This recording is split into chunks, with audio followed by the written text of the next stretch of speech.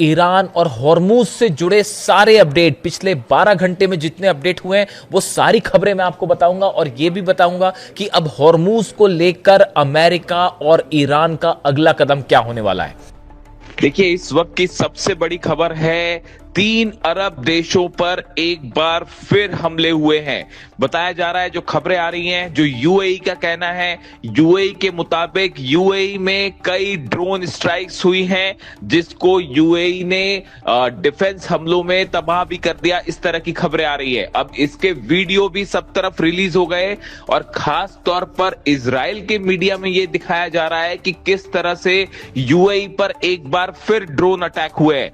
देखिए, बेहद गौर करने वाली बात है कि यूएई पर अगर ड्रोन स्ट्राइक होती है और उसके वीडियो इजराइल में दिखाए जा रहे हैं, इसका मतलब कहीं ये फॉल्स फ्लैग ऑपरेशन तो नहीं था। देखिए, यूएई की तरफ से ये कहा गया कि ये हमले ईरान ने करवाए हैं, ईरान ने किए हैं, लेकिन ईरान ने फिलहाल इस तरह की कोई बात नहीं कही है कि उसने यूएई पर ड्रोन स्ट्राइक की है या नहीं की है। तो ये एक बेहद गौर करने वाली बात है। क्या कोई तीसरा देश है, कोई तीसरा शख्स है जो ये चाहता है कि किसी तरह की पीस डील ना हो और ईरान का अरब देशों के साथ मनमुटाव हो जाए? क्या इस तरह की कोई कोशिश है? इसके अलावा देखिए, कतर की तरफ से आरोप लगाए जा रहे हैं। कतर का कहना है कि उसके एक जहाज में आग लगा दी गई और ड्रोन स्ट्राइक की गई एक जहाज पर कतर के, और उसके बाद जहाज पर आग लग गई। काफी मशक्कत के बाद इस आग को बुझाया गया, जो क्रू मेंबर्स हैं उनको बचाया गया। इस तरह की खबरें हैं कतर से। हालांकि बाद में यह कहा गया कि जहाज सुरक्षित है। अब सवाल यह है कि कतर के जहाज पर हमला किसने किया? क्या यह हमला ईरान ने किया है? देखिए, कतर वो देशों में से है जो लगातार ईरान और अमेरिका के बीच पीस डील या वार्ता की कोशिशों में लगा हुआ है। ऐसे में कतर के जहाज को निशाना किसने बनाया, ये अपने आप में एक बड़ा सवाल है। ऐसी ही खबरें कुवैत से आ रही हैं। कुवैत में कई जगह ड्रोन स्ट्राइक हुई है। हालांकि कुवैत ने किसी देश का नाम नहीं लिया है, किसी पर आरोप नहीं लगाया है, लेकिन इस तरह की खबरें हैं एक बार फिर मीडिया में कि कुवैत पर ईरान ने हमले किए। लेकिन देखिए, ये बड़ी गौर करने वाली बात है। यूएई पर हमला होता है, कतर के जहाज पर हमला होता है, कुवैत पर हमला होता है, लेकिन ईरान की तरफ से किसी तरह का कोई क्लेम नहीं किया गया। जिसके बाद एक फॉल्स फ्लैग ऑपरेशन की थ्योरी चल पड़ी है कि क्या कोई देश हमले कर रहा है और आरोप ईरान पर लगाने की कोशिश है। इस तरह के सवाल जो है वो लगातार पूछे जा रहे हैं। इसके अलावा देखिए, बहुत बड़ी खबर आई है। डोनाल्ड ट्रंप ने जो प्रस्ताव भेजा था ईरान के पास, ईरान के पे विचार करने के लिए, उस पर ईरान ने अपना जवाब दे दिया है और ईरान ने डोनाल्ड ट्रंप की उन शर्तों को पूरी तरह से ठुकरा दिया है।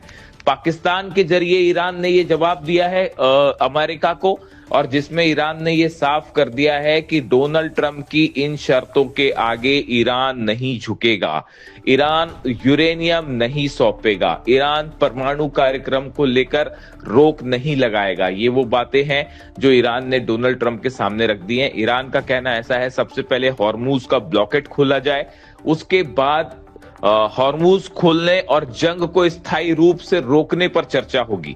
लेकिन यूरेनियम पर फिलहाल किसी तरह का कोई बात करने के लिए ईरान तैयार नहीं है।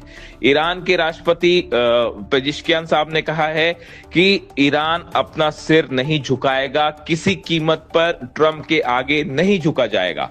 और इस तरह से ईरान ने उस प्रस्ताव को, इन शर्तों को मानने से मना कर दिया है जो डोनाल्ड ट्रंप ने सामने रखी थी। इससे एक बात साफ है कि आने वाले चंद दिनों में किसी भी तरह की बातचीत की संभावना, जिसकी चर्चाएं हो रही थी, वो पूरी तरह से एक बार फिर खारिज हो गई है, क्योंकि डोनाल्ड ट्रंप का भी एक बयान सामने आ गया है। डोनाल्ड ट्रंप ने ये कह दिया है कि ईरान ने जो बातें सामने रखी हैं, ईरान की तरफ से जो प्रस्ताव या जो शर्तें सामने रखी हैं, वो किसी भी सूरत में मंजूर नहीं की जा सकती।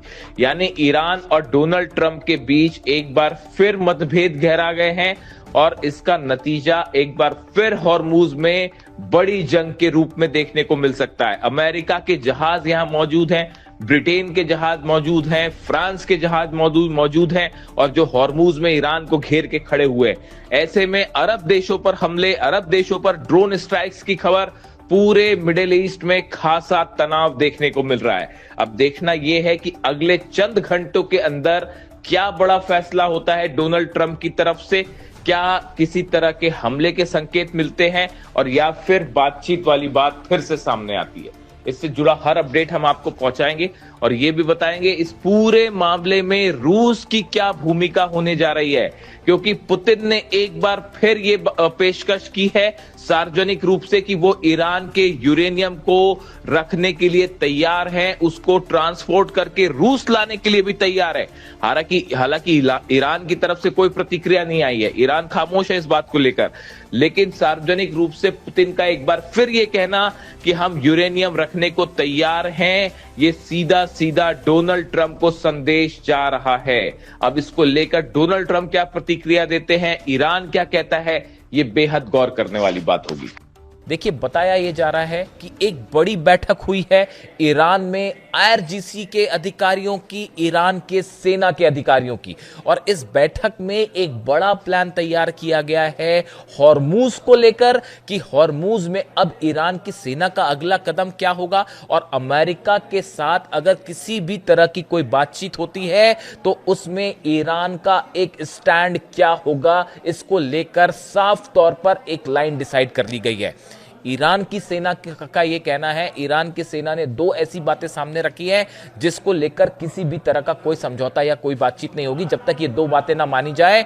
और उसमें से सबसे पहली शर्त है अमेरिका को पूरा मिडिल ईस्ट खाली करना होगा। जितने खाड़ी देश हैं इन सभी देशों से अमेरिका को अपनी सेना हटानी पड़ेगी, अपने बेसिस हटाने पड़ेंगे। देखिए, ये वो शर्त रख दी है ईरान की सेना ने जो पूरे मिडिल ईस्ट के समीकरण को बदल के रख देगी। इसके साथ ही दूसरी शर्त तो खैर आपने पहले भी सुनी होगी, जिसको लेकर चर्चा है कि जितना नुकसान हुआ है अमेरिका ने किया है ईरान में, उस सब की भरपाई होनी चाहिए। यह उतना बड़ा मैटर नहीं है क्योंकि शायद अमेरिका इसके लिए तैयार भी हो जाए, लेकिन खाड़ी देशों से अमेरिका की सेना को बाहर करना, न सिर्फ हॉर्मुज से बल्कि पूरे खाड़ी देशों से अमेरिका की सेना को बाहर करना, यह एक ऐसा प्लान है जो आने वाले वक्त में अमेरिका के पूरे प्रभाव को खत्म कर सकता है। और सिर्फ इतना ही नहीं, बताया जाता है कि इस प्लान को तैयार करने के दौरान पुतिन का बहुत अहम भूमिका रही है और साथ ही चीन की भी बड़ी अहम भूमिका हुई है।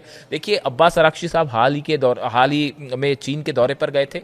वहां एक बड़ा डिस्कशन हुआ, बड़ा प्लान तैयार हुआ है कि अमेरिका को आगे किस तरह से जवाब दिया जाए, न सिर्फ हॉर्मुज में अगर किसी तरह की बातचीत होती है उसको लेकर।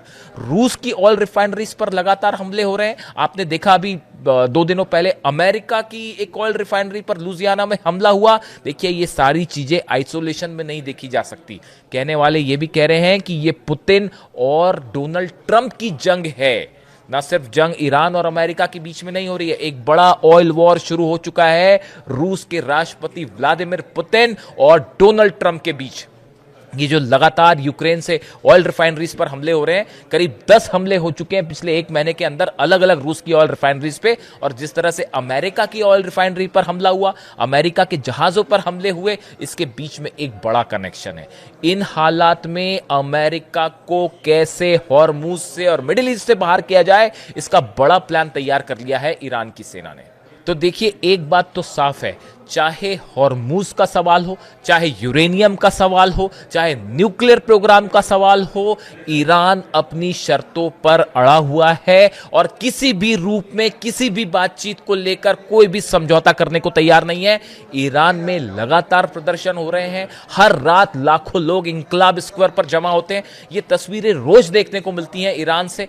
हजारों लोग, लाखों लोग सड़कों पर आते हैं, अपनी सेना के समर्थन में नारे लगाते हैं और उनकी तरफ से बात साफ कर दी गई है कि चाहे किसी भी तरह की कोई भी बातचीत होती है, ईरान उसमें अपनी शर्तों से पीछे नहीं हटेगा। और अब सिर्फ पीछे हटने वाला सवाल नहीं है, बल्कि ईरान ने एग्रेसिवली अपना एक प्लान तैयार कर दिया है। ये वो प्लान है जिसको लेकर अली खामेनी साहब भी कई बार इस बात को सामने रख चुके हैं कि भाई खाड़ी देशों में अमेरिका की फौजों का क्या काम। अमेरिका यहां पर क्यों अपनी फौजें रखता है या अपने बेसिस क्यों बनाए हुए हैं, यानी खाड़ी देशों से बाहर करने के लिए अमेरिका को न सिर्फ हॉर्मूज से बल्कि खाड़ी देशों से कैसे प्रभाव खत्म किया जाए, इसको लेकर ईरान ने एक बड़ा कार्यक्रम शुरू कर दिया है, बड़ा प्रोग्राम शुरू कर दिया है। और इतना ही नहीं, इसको लेकर जितने मुस्लिम देश हैं इनसे भी लगातार ईरान संपर्क में है और चीन भी संपर्क में है। देखिए ईरान जो रूस के विदेश मंत्री हैं लावरोव, इनकी यूएई के विदेश मंत्री से बात हुई। जिस तरह से ईरान ने हमले किए यूएई को लेकर, उसके बाद खासा तनाव देखा गया, बीच में रूस की एंट्री हुई, लावरोव ने बात की, रूस के विदेश मंत्री ने यूएई के विदेश मंत्री से बात की, जिसके बाद इस बैठक में, इस बातचीत में क्या तय हुआ है इसको लेकर अभी कुछ फैक्ट्स बाहर आने कुछ वक्त लगेगा आने में। लेकिन एक बात साफ है, रूस ने भी इस मामले में इंटरफेयर करके यह बात सुनिश्चित कर दी है कि अगर अमेरिका की तरफ से कोई प्लान है ईरान पर हमला करने का, उससे पूरी तरह से रोका जाए। इसको लेके पुतिन भी एग्रेसिवली काम कर रहे हैं, यानी मामला फिर एक बार देखिए उसी तरफ जाता दिख रहा है कि ये जंग न सिर्फ ईरान अमेरिका की है बल्कि पुतिन वर्सेस ट्रंप की भी हो चुकी है। वीडियो कैसा लगा कमेंट करके जरूर बताएं और ये भी बताएं कि आगे ईरान का रुख क्या होना चाहिए। मैं बार बार ये बात पूछता हूं आपसे, आप भी कमेंट करके बताइए कि इन पूरे हालात में अब ईरान को क्या करना चाहिए। Thank you so much.